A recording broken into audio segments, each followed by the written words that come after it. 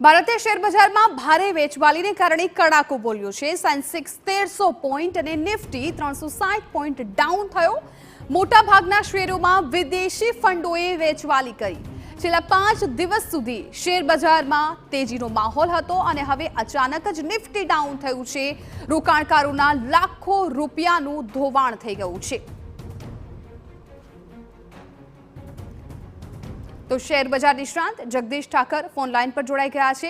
Jagdishbhai TV9 में आपનું ખૂબ ખૂબ સ્વાગત છે।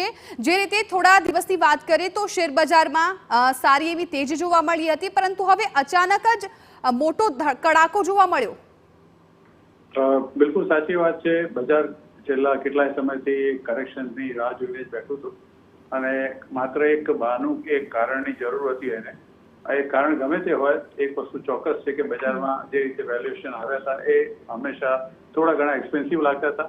પુટ કોલ રેશિયોની તમે જુઓ તો બજાર ઓવરબોટ કન્ડિશનમાં હતું। આજે જે બજાર ઘટ્યું છે એના મુખ્ય મારી દ્રષ્ટિએ 4 કારણો છે। એક તો જે HDFC બેંકના જે પરિણામ આવ્યા ગઈકાલે, એ પરિણામ ધારણા કરતા ઘણા ઓછા। આમ તો એની નેટ ઇન્ટરેસ્ટ ઇન્કમ અને એના નફામાં તો વધારો ચોક્કસ થયો છે, પણ કંપનીનું ઓવરઓલ પરફોર્મન્સ અને એનું HDFC સાથેનું જોડાણ એ બંને સાથે ભેગા થઈને તમે એની જો મૂલ્યાંકન કરો તો ચોક્કસ એ પરિણામ જે બજારે ધાર્યા એના કરતાં ઘણા નીચા છે। એટલે સૌથી મોટી ઘટાડો તો આ બેન્કિંગ સેક્ટરમાં HDFC બેંકને લીધે આવ્યો। એનું પોતાનું વેઇટેજ બેન્કિંગનું લગભગ નિફ્ટી અને સેન્સેક્સમાં 16 થી 17% જેટલું છે। એટલે એક જ શેર જ્યારે આટલો બધો ઘટે ત્યારે શક્ય છે કે બજારના બાકી નિફ્ટી અને સેન્સેક્સ પણ ઘટે। બીજું જે કારણ છે એનું કારણ એ છે કે જે વ્યાજના દરો ઘટવાના હતા એ વ્યાજના દરો ઘટવા માટે હવે અત્યારે એવું લાગે છે કે ખાસ કરીને અમેરિકામાં થોડો સમય વધારે લેશે।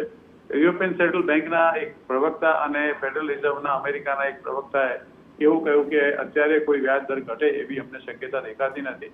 જ્યાં સુધી ફુગાવો કે મોંઘવારી કંટ્રોલમાં નહીં આવે ત્યાં સુધી વ્યાજના દરોની તમારે આશા રાખવી ઠગારી છે। અને ઇન્ટરનેશનલ મોનેટરી ફંડના ગોપી ગીતાનાથે પણ એવું જ કહ્યું કે આ લોકો જે અત્યારે વ્યાજ દરના વધારાની રાહ જોઈને બેઠા છે એ પ્રીમેચ્યોર છે। ત્રીજું કે જે વેલ્યુએશન હતા એ થોડા ઘણા બધા જ લોકોને મોંઘા લાગતા હતા। એમને લાગ્યું કે આટલું બધું જે અમે જે અમારી પોતાની રીતે ગણતરી કરીએ છીએ 2024-25ની એમાં અમે થોડા ફોરવર્ડ કેલ્ક્યુલેશનમાં થોડા મોંઘા હતા। અને સાથે સાથે બળતામાં ઘી ઉમાય પ્રમાણે વિદેશના જે તમામ શેર બજારો છે, અમેરિકા સહિત જે ત્યાંના યુરોપના બજારો છે, જાપાનના બજારને છોડતા લગભગ સાઉથ ઈસ્ટ એશિયાના બજારોમાં પણ મોટી મંદી છે। અને વિદેશી રોકાણકારો એટલું ખાસ વિશેષ તો વેચતા નથી, પણ અત્યારે એવું લાગી રહ્યું છે કે આ 4 મુખ્ય કારણો છે જેને કારણે અત્યારે ઘટાડો થયો છે। પણ આ ઘટાડો હું નથી માનતો કે બહુ લાંબો ચાલશે, એ સીમિત દાયરામાં જ રહેશે। વેલ્યુએશન આજની તારીખે આપણી સાથે હું અત્યારે વાત કરું છું ત્યારે જે અમે ધરતા હતા એના કરતાં લગભગ 30 થી 40% જેટલા એ કેપિટલ માર્કેટ કેપિટલાઇઝેશન ઘટી ગયું છે। એટલે સાંજે કદાચ જો સિલસિલો ચાલુ રહે તો સારા બ્લુ ચીપ શેરોમાં ચોક્કસ તમને ખરીદી કરવાનો બહુ સરસ અવસર મળશે। બિલકુલ જગદીશભાઈ, આભાર અમારી સાથે વાતચીત કરવા બદલ।